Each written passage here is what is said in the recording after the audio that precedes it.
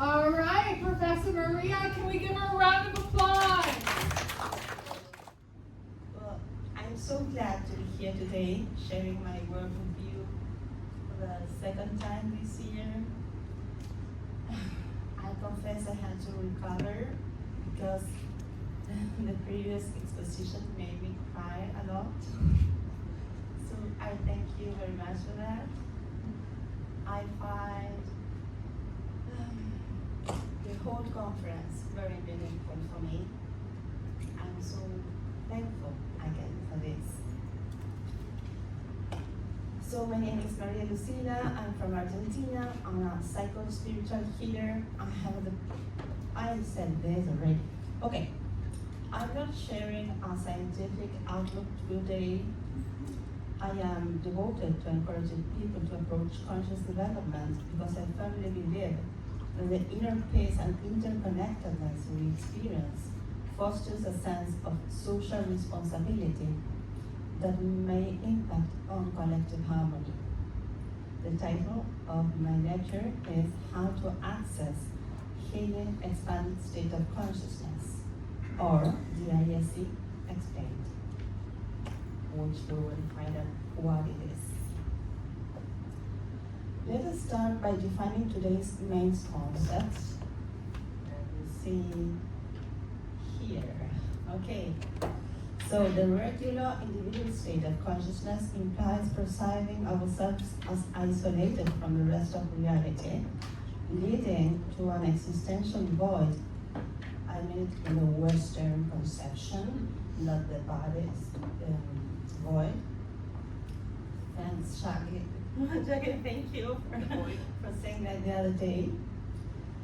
And the healing expanded state of consciousness are enlightened states that restore the perception of our profound integration with wholeness of reality and facilitate collaborating with others' processes. My life work simply is dynamic integration. It's a method for transcending rational thinking, widening perception, accessing dynamic integration expanded state of consciousness, or DISC. Please get used to it, I will be repeating. And restoring the integrity of ourselves. It took me more than 20 years to build its foundation on proven experiences that would ensure its reliability and effectiveness. Dynamic integration expanded state of consciousness is a specific spectrum of healing expanded consciousness that allows us to willingly act on the spiritual field for the greater good. Now, here we go. Thank you for your patience. And dynamic integration therapy is a definition Ayurvedic, and you can read it over there. Let's go on. Okay, the uncanny channeled interventions I presented this year, like saying or doing things I would not have been able to guess or rationally achieve, it might have seemed like an innate gift, but they are not. They are stemmed from a precise training. Okay, what that took me my whole life to develop. I had to go over death experiences and severe trauma that showed me that accessing the spiritual realm wasn't impossible. I had to work hard to find a more functional way of accessing it, a way that could be responsibly taught to others. So, when expanding consciousness, we should not underestimate the delicate matter of facing individuality boundaries, as altering our state of consciousness without a proper guidance may trigger psychological destabilization. Then, the purpose of my presentation is sharing how we can all access healing expanded state of consciousness that enable us to channel higher guidance without any material base, just willingly, for the greater good in a safe and practical way. Thereafter, I would be pleased to share the 10-step path for accessing DISC that has been proven over the last 6 years at the Dynamic Integration Center for both personal and professional development. I apologize myself if my message comes across as religious syncretism. Please consider that it is based on 18 years of research and perception development, spiritual guidance, and more than 20 of professional practice. Worldwide traditions nourish me, yes. But even dynamic integration is not attached to any. I extend a deep respect for all grades. So, okay, here, why are expanded state of consciousness healing? The model from which DIE arises can help us understand its healing virtue.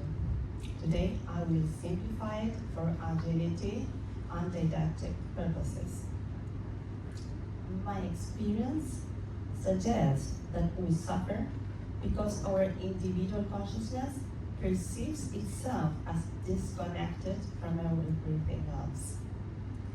We experience ourselves asunder from the unity of reality, and even from our own spiritual essence. As a result, we suffer from separation anguish, yes, just like babies, and an existential void. We ignore our most profound yearnings and are therefore unable to satisfy them. This is why love, the force that connects everything, emerges as our primary emotional need for recovering a sense of unity. Engaging in the universal love flow actually restores the sensation of being integrated into the wholeness we perceive as lost. Having incarnated in this world implies an impressively strong will, supported by excellent reasons, personal and collective ones. One of them might be learning to willingly recover the integrated state that so profoundly impacts us, or at least doing so remarkably improves our living experience. There is already considerable agreement that consciousness can modify reality. When properly achieved, expanded states of consciousness restore the perception of our interconnectedness, which in my experience secures modifying reality for good. I have found that this is enough to heal our most profound wounds, leading to physical, psychic, and spiritual health. Therefore, I consider that an expanded state of consciousness should per se be recognized as therapeutic. I will just say there are good benefits of expanding our state of consciousness, and there are biological, psychological, and cultural factors that impede us, that we should overcome to achieve this healing expanded state of consciousness, which you can all check if you would like to. At the end of my lecture, I have a QR code you can scan and get the whole script, so we can have time to make some practice. The DISC 10 path, the 10-step path for personal development. Here is what I wanted to share really. First, there's a warm-up calling arriving at the present, where we are called just to walk the same way we arrive to a room, just walking, and focusing our attention on the precise present step we are giving at the moment. Then the walk becomes free movement, taking our focus to perceive our physical needs and just try to release them. So we stretch, we prepare our body for internal work and release tension. And the step one is integrating the whole body's sensations. We devote our attention to only perceiving without judging by assessing our internal body sensations. We start by perceiving the feeling of our foot toes. How are you feeling there? What sensations can you get from its interior? I'm asking you. You can take if you want to. Gradually, we travel along the whole body, like a landowner in a reconnaissance tour, including every little corner and filling it with awareness and life. We observe the emotional response and the new body sensations that emotions produce. Step 2, our boundaries. Once we have integrated in our consciousness our whole body sensations, we can go closer to the skin. So this is a crucial step as we start developing external perception. We explore the encountering of our internal and external reality. Remember again not to judge or think, just perceive. We drive our consciousness millimetrically along the continuity of the way, inside and outside our skin, enjoying swinging in its continuity of the internal and external sensation. We focus on feeling the air or cloth around our skin. Is there a precise frontier? Does temperature we perceive stop literally at our skin? Now please attempt to determine how your internal temperature affects the air around you. Can you feel any sensations around you? May you stretch your perceptive field a bit further? Step 3, electromagnetic field. Then we focus on our hands. You can try if you feel like it. Very slowly, we start approaching here. Approaching one hand to the other, very slowly, for being able to notice when do I start perceiving one hand with the other. Is it the precise moment that fingers touch the other's skin? Is it? You can spare and go closer again as many times as you need. Go really slowly. Can you see some kind of connection between the hands before they touch each other? Is something entering before the fingers contact the skin? What sensations do you get from inside one hand with the other?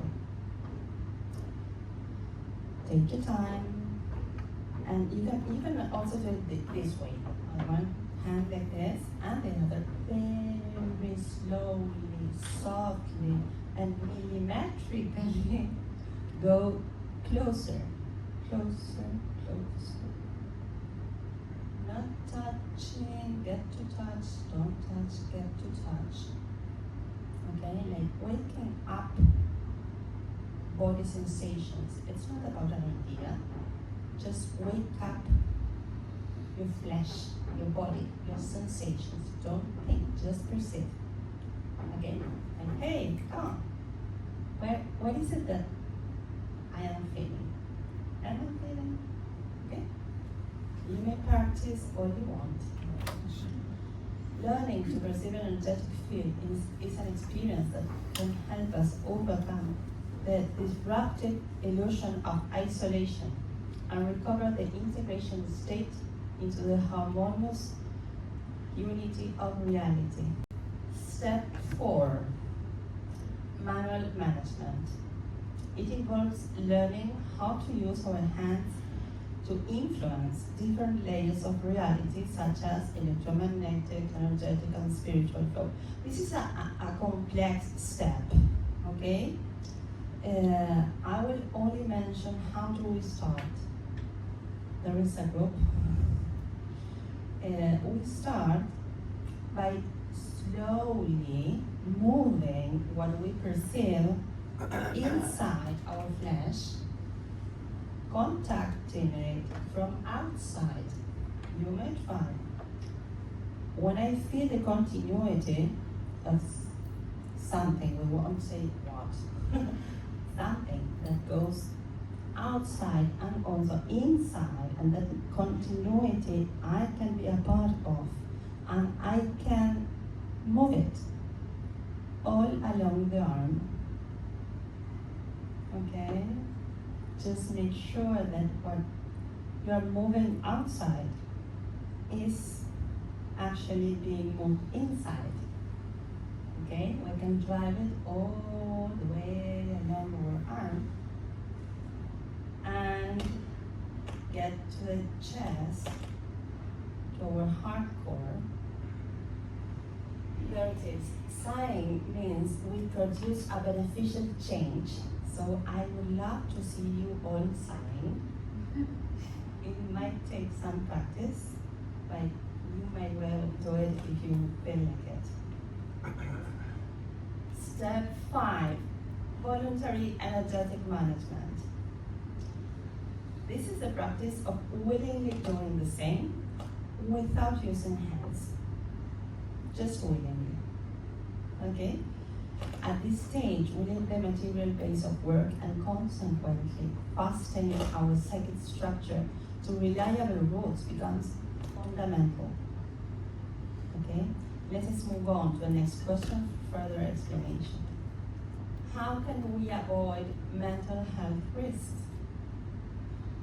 In my experience, the challenge for those seeking for consciousness development resides in maintaining their self-structure at the same time we face it. Sounds weird, isn't it? Just let me explain. Here are 2 keys I found for achieving this. The first one is called the double focus. Double focus is never losing the notion of individuality. Okay? We need to stay aware of our individual existence.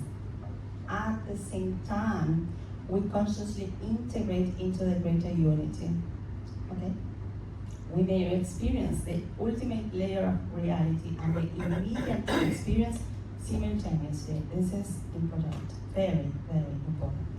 The second key is what I call the access practice, and it implies anchoring our selfness to the 3 principal energetic circulation axes I work with, healing their functioning. This aligns us to find the reality as we perceive it, and it leads to transcend the 3D concept and experience its spiritual sense. Here are the axes. Okay, so step 6 is the vertical axis.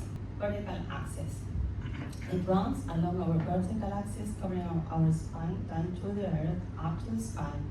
It restores our human function of consciously integrating the superior and inferior sources, conscious sky, light, call it the way you want, and earth, love, Pachamama. It balances and boosts our self-esteem. This is fundamental.